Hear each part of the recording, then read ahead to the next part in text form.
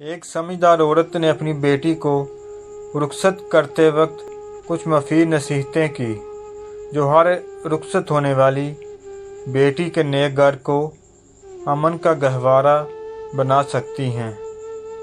اے بیٹی، تو ایک دوست ماحول اور وطن سے دور اجنبی ماحول میں جا رہی ہو جسے تو جانتی نہیں۔ ایک ایسے ساتھی کے ہاں تجھے جانا ہے جس کے ساتھ تو منحوس نہیں۔ میری چند باتیں یاد رکھنا۔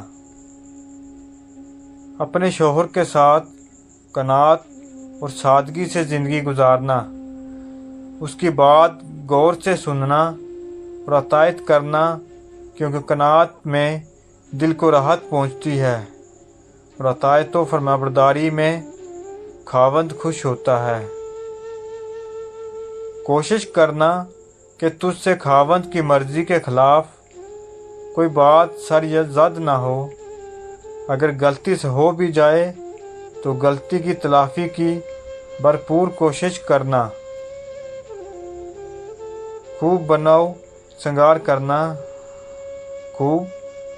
سنگار کرنا مگر صرف اپنے خاوند کے لیے۔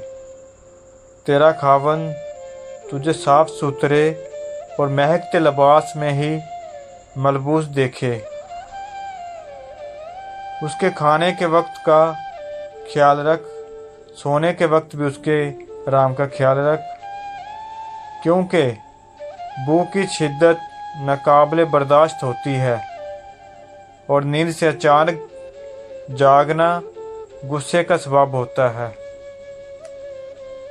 ہمیشہ اس کے مال کی حفاظت کرنا ہے، یعنی اس کے اپنا مال سمجھنا اور اسے صحیح جگہ خرچ کرنا، فضول خرچی سے بچتے رہنا، اس کے رشتہ داروں اور خاندان کا لحاظ رکھنا، کیونکہ مال کی حفاظت حسن ترتیب اور رشتہ داروں اور خاندان کی رعایت حسن انتظام کی علامت ہے۔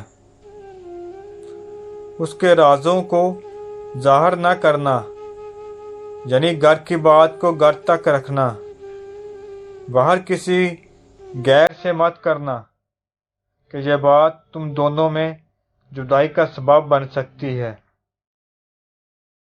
اس کے حکم کی نافرمانی نہ کرنا، اگر نافرمانی کی تو اس کے غصے کو بھڑکا دے گی اور یہ چیز تیرے لیے انتہائی نقصان کا باعث ہو سکتی ہے۔ تجھے اچھی طرح معلوم ہونا چاہیے کہ یہ تمام چیزیں تو اپنے خاوند سے اس وقت تک حاصل نہ کر سکے گی جب تک کہ تو تمام معاملات میں اپنے خاوند کی خواہش اور رضا کو اپنی مرضی پر ترجیح نہ دے۔ اس